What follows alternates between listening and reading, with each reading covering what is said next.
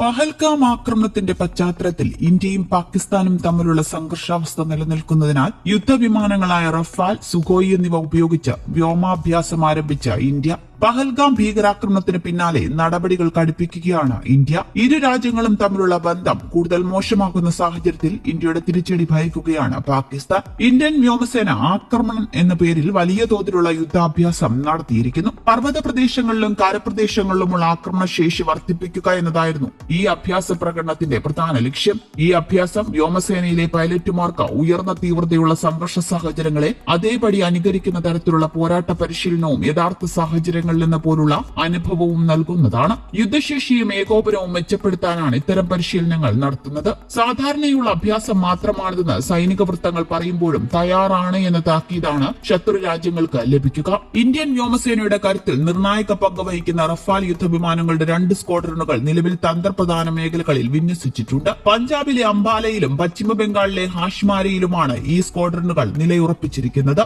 അത്യാധുനിക മിസൈലുകളും അത്യാധുനിക radar സംവിധാനങ്ങളുമുള്ള Rafale വിമാനങ്ങൾ ഏത് സാഹചര്യത്തെയും നേരിടാൻ ശേഷിയുള്ളവയാണ്. 2019 ഫെബ്രുവരിയിൽ ജമ്മു കാശ്മീരിലെ പുൽവാമയിൽ ഭീകരാക്രമണം നടന്നതിനു ശേഷം പാകിസ്ഥാനിലെ ഭീകര ക്യാമ്പുകളിൽ വ്യോമാക്രമണം നടത്താൻ ഇന്ത്യൻ വ്യോമസേനയെ കാര്യമായി ഉപയോഗിച്ചിരുന്നു. ഇതിനുശേഷമാണ് പ്രതിരോധ രംഗം ശക്തിപ്പെടുത്തുന്നതിന്റെ ഭാഗമായി ഇന്ത്യ ഫ്രാൻസിൽ നിന്ന് അത്യാധുനിക റഫാൽ യുദ്ധ വിമാനം സ്വന്തമാക്കിയത്. ഈ വിമാനങ്ങൾ വ്യോമസേനയുടെ ആക്രമണശേഷി ഗണ്യമായി വർദ്ധിപ്പിച്ചു.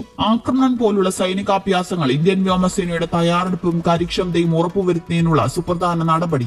നിലവിലെ സാഹചര്യത്തിൽ ഇത് രാജ്യത്തിന്റെ പ്രതിരോധ സംവിധാനങ്ങൾക്ക് കൂടുതൽ കരുത്ത് പകരുന്നു.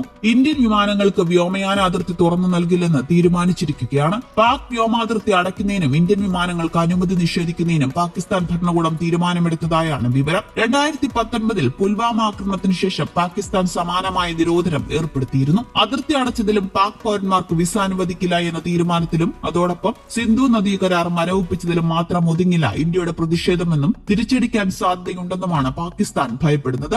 ഇന്ത്യയുടെ ഭാഗത്ത് നിന്ന് അതിർത്തി കടന്നൊരു ആക്രമണം ഉണ്ടായേക്കുമെന്ന ആശങ്കയെ തുടർന്നാണ് ദേശീയ സുരക്ഷാ സമിതി യോഗം ചേർന്നത് പോലും. 1965 ഇന്ത്യ പാകിസ്ഥാൻ യുദ്ധമായിരുന്നു ഇന്ത്യൻ വ്യോമസേനയുടെ യശസ് ഉയർത്തിയത്. അതിർത്തി കടന്നുള്ള പാകിസ്ഥാന്റെ കടന്നുകയറ്റത്തിന് ഇന്ത്യൻ വ്യോമസേന കനത്ത തിരിച്ചടിയാണ് നൽകിയത്. പാകിസ്ഥാന്റെ നിരവധി ടാങ്കുകളും വിമാനങ്ങളും ഇന്ത്യ തകർത്തു. സ്വാതന്ത്ര്യപ്രാപ്തിക്ക് ശേഷം പ്രധാനപ്പെട്ട 4 യുദ്ധങ്ങളിൽ നിർണായക പങ്കുവഹിച്ച ഇന്ത്യൻ വ്യോമസേന ലോകത്തെ ഏറ്റവും മികച്ച വ്യോമസേനകളിൽ ഒന്നാണ്. ഏറ്റവും അവസാനമായി പാകിസ്ഥാനിലെ ബലാക്കോട്ടിലെ ഭീകര ക്യാമ്പുകൾ തകർത്ത് മടങ്ങിയതും വ്യോമസേനയായിരുന്നു. അതിനിടെ പാക് സമ്പദ് വ്യവസ്ഥ ആടിയുലേക്കാണ്. സിന്ധു നദീജല കരാർ റദ്ദാക്കിയതും പഞ്ചാബിലെ ഭട്ടാരി അതിർത്തി അടയ്ക്കാനും ഉൾപ്പെടെയുള്ള കടുത്ത നടപടികളാണ് ഭീകരാക്രമണത്തിന് പിന്നാലെ ഇന്ത്യ പ്രഖ്യാപിച്ചത്. ഇതിന്റെ പ്രതിഫലനം പാകിസ്ഥാൻ ഓഹരി വിപണിയിലാണ് ആദ്യം കണ്ടത്. ഇന്ത്യൻ നടപടിക്ക് പിന്നാലെ പാക് ഓഹരി വിപണി തകർന്നടിഞ്ഞു. വ്യാപാരത്തിന്റെ തുടക്കത്തിൽ 2500 പോയിന്റിലധികമാണ് കറാച്ചി സ്റ്റോക്ക് എക്സ്ചേഞ്ച് സൂചിക ഇടിഞ്ഞത്. ഭീകരാക്രമണത്തിന്റെ പശ്ചാത്തലത്തിൽ ഇന്ത്യ പ്രഖ്യാപിച്ച നടപടികൾ പാകിസ്ഥാന്റെ സാമ്പത്തിക മേഖലയ്ക്ക് കനത്ത ആഘാതം സൃഷ്ടിക്കുമെന്ന